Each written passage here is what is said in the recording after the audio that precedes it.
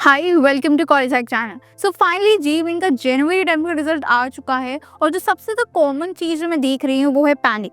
किसी का percentile expected से कम आया है, किसी का ठीक ठाक है लेकिन ड्रीम कॉलेज के लिए इनफ नहीं है, और कुछ लोग जेन्युइनली कंफ्यूज हैं कि अब नेक्स्ट स्टेप क्या होना चाहिए।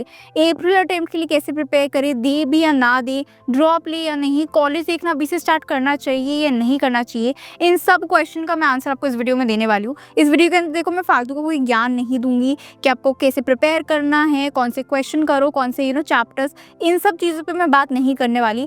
जो कॉमन क्वेश्चन एक स्टूडेंट का होता है कि हमें ड्रॉप लेना चाहिए नहीं लेना चाहिए, कॉलेज अभी से स्टार्ट करें कि अप्रैल के बाद, इन जो मेन क्वेश्चंस हैं इनको मैं आंसर करने वाली हूँ उस वीडियो के अंदर। तो वीडियो को एंड तक ज़रूर देखना एंड वीडियो के एंड तक आपको एक क्लियर आइडिया लग जाएगा कि आपको क्या करना चाहिए, कैसे करना चाहिए। तो चलो वीडियो को स्टार्ट करते हैं। सबसे पहले की इंपॉर्टेंट चीज़ क्लियर कर देते हैं, this is only the January attempt. April attempt अभी भी बाकी है, मतलब गेम अभी भी खत्म नहीं हुआ है, फाइनल पिक्चर अभी नहीं बनी है। जनवरी अटेम्प्ट को तुम अपना फाइनल जजमेंट मत ट्रीट करो, ये सिर्फ एक ही अटेम्प्ट था। एनटीए देखो 2 अटेम्प्ट देता ही इसलिए, एनटीए ने 2 अटेम्प्ट का सिस्टम ही इसलिए रखा है ताकि स्टूडेंट्स को इम्प्रूवमेंट का एक फेयर चांस मिले।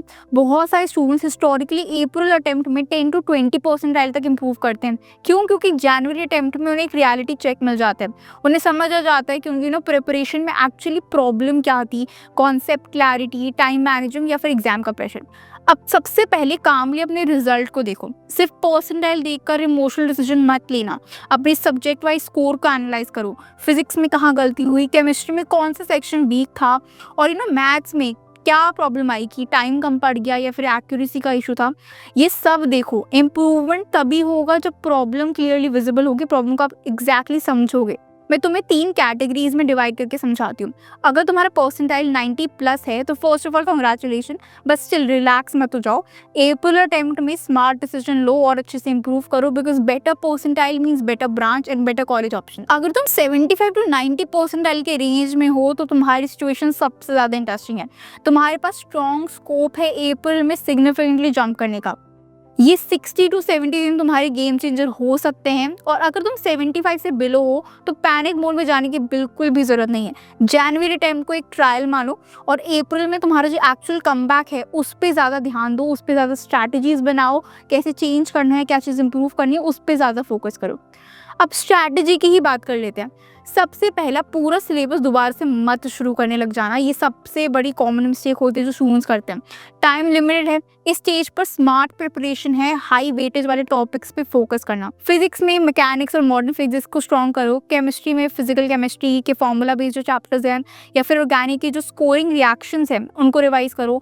मैथ्स में सिलेक्टिव चैप्टर्स को परफेक्ट करो इंस्टेड ऑफ सब कुछ थोड़ा थोड़ा करने की। नेक्स्ट इंपॉर्टेंट पॉइंट है मॉक टेस्ट। जनवरी के बाद स्टूडेंट्स अपना मॉक टेस्ट देना बंद ही कर देते हैं, अपना कॉन्फिडेंस लूज कर देते हैं या फिर बिना एनालिसिस के रोज मॉक टेस्ट देने लग जाते हैं। ये दोनों ये अप्रोच रॉन्ग है। हर 3 से 4 दिन में एक प्रॉपर मॉक टेस्ट दो, फिर उससे 2 से 3 घंटे बैठ के इसको एनालाइज करो, देखो कौन से क्वेश्चन अटेम्प्ट नहीं किए, क्यों नहीं किए, कौन से में सिली मिस्टेक हुई। इम्प्रूवमेंट एनालिसिस करना बहुत ज़्यादा इंपॉर्टेंट है, सिर्फ प्रैक्टिस से नहीं होगा, एनालिसिस करना, अपनी मिस्टेक्स को जानना इज़ मोर इम्पॉर्टेंट। अब एक और कन्फ्यूजन होता है कि क्या अभी से कॉलेज रिसर्च करना स्टार्ट कर दें। देखो मेरा सजेशन यही है, अगर तुम्हारा परसेंटाइल ऑलरेडी 85 to 90 के अराउंड है तो पैरेलल कॉलेज रिसर्च कर सकते हो, स्टार्ट कर सकते हो। तुम्हें देखो अपना रियलिस्टिक ऑप्शन देख के रख सकते हो, देखो ब्रांच ट्रेंड्स देख सकते हो कि कट ऑफ कितना जाता है, उसके अकॉर्डिंग एनालाइज कर सकते हो। लेकिन अगर तुम सीरियस इंप्रूवमेंट एम कर रहे हो तो प्राइमरी फोकस अप्रैल अटेम्प्ट पर ही रखना। कॉलेज प्लानिंग तब तक मीनिंगफुल नहीं होगी जब तक तुम्हारा फाइनल परसेंटाइल क्लियर नहीं होता। अच्छा खासा परसेंटाइल अगर जनवरी में आया है, डिसेंट आया है, तो पैरेलली एक बैकअप ऑप्शंस के लिए कॉलेजेस देख सकते हो कि ये कॉलेजेस हैं दिल्ली एनसीआर रीजन के according. But still April attempt पे प्राइमरी अपना फोकस रखना, और अगर परसेंटाइल कम भी आए तो भी आप एक बैकअप ऑप्शन पे रख सकते हो, बट प्राइमरी फोकस आपका अपना अप्रैल अटेम्प्ट पे होना चाहिए।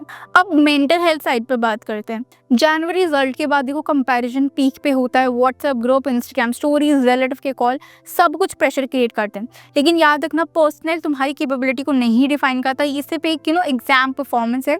अप्रैल अटेम्प्ट के लिए काम माइंडसेट बहुत ज़्यादा इंपॉर्टेंट है।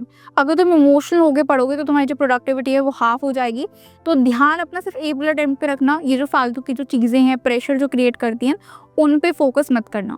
एक और इम्पॉर्टेंट चीज़, अभी से ड्रॉप ईयर का डिसीजन मत लो। बहुत सारे स्टूडेंट जनवरी के बाद ही अपना डिसीजन बना लेते हैं कि हम ड्रॉप ही लेंगे। ये प्रीमेच्योर डिसीजन होता है। जब तक अप्रैल का अटेम्प्ट कंप्लीट नहीं हो जाता और फाइनल परसेंटेज क्लियर नहीं हो जाती, तब तक ड्रॉप का डिसीजन प्रैक्टिकल नहीं है। ड्रॉप के बारे में सोचो भी मत। अप्रैल 2 अप्रैल के बाद जो आपका परसेंटाइल आता है उसके बेस पर डिसीजन बनाओ, उससे पहले ड्रॉप मत सोचो। अगर हमारा जनवरी अटेम्प्ट ऑलरेडी स्ट्रॉन्ग था तो भी अप्रैल अपना बेनिफिशियल हो सकता है, उसमें और इम्प्रूव कर सकते हो, क्योंकि देखो 2 से 3 परसेंटाइल भी काउंसलिंग में काफ़ी ज़्यादा इम्पैक्ट डाल सकते हैं। Better percentile means better NIT branch, better state college और बेटर इवन प्राइवेट कॉलेज भी। अब एक ऑनेस्ट रियलिटी भी समझ लो। जनवरी टाइम में तुमने देखा होगा कि कंपटीशन कैसा है, तुम्हें पता चल गया होगा, क्लैरिटी मिल गई होगी। इस क्लैरिटी को ऐसे ही मत जाने दो, इसको अपना एडवांटेज बनाओ। अप्रैल टाइम से पहले जितना भी टाइम है वो तुम अपने कंट्रोल में रखो। Daily 8 to 10 hours focus hours लगा के जेन्युइन इंप्रूवमेंट करो, लेकिन रैंडम पढ़ाई से वो नहीं होगा, टारगेटेड रिविजन से होगा। यूट्यूब पे आपको ऐसी बहुत सारी वीडियोस मिल जाएंगी जो आपको इंपॉर्टेंट टॉपिक्स, इंपॉर्टेंट चैप्टर्स वो सब बताएंगे, आप वहाँ से देख सकते हो। इस वीडियो के अंदर मैं वो सब डिस्कस नहीं करूँगी, बट प्राइमरीली आपको पता होना चाहिए कि आपको क्या करना है। पूरा सिलेबस नहीं लेके बैठना, जो इंपॉर्टेंट टॉपिक्स हैं, स्कोरिंग टॉपिक्स हैं, उनको रिवाइज करना है। और सबसे इम्पॉर्टेंट बात, अपनी एनर्जी को सही जगह इन्वेस्ट करना। रिजल्ट के बारे में ओवर थिंकिंग से देखो परसेंटाइल तो नहीं बढ़ेगा। अगले 60 डेज में डिसिप्लिन एक्शन से ही आपका परसेंटाइल बढ़ने वाला है। हर दिन एक क्लियर प्लान बनाओ, वीकली टारगेट सेट करो, हर वीक के एंड में सेल्फ रिव्यू करो। जनवरी अटेम्प्ट रिजल्ट एंड नहीं था, ये मिड पॉइंट है। फाइनल रिजल्ट अप्रैल के बाद ही बनेगा। तुम्हारी जो स्टोरी अभी थोड़ी सी इनकम्प्लीट है। अगर जनवरी अच्छा गया, अप्रैल में और अच्छा करो। अगर जनवरी वीक भी गया तो अप्रैल में इम्प्रूव करो। दोनों सिचुएशन में नेक्स्ट स्टेप क्लियर है, structured preparation. So instead of asking कि मेरा जनवरी रिजल्ट ऐसा क्यों आया, स्टार्ट आस्किंग कि मैं अप्रैल में कितना इंप्रूव कर सकता हूँ, मैं कर सकती हूँ।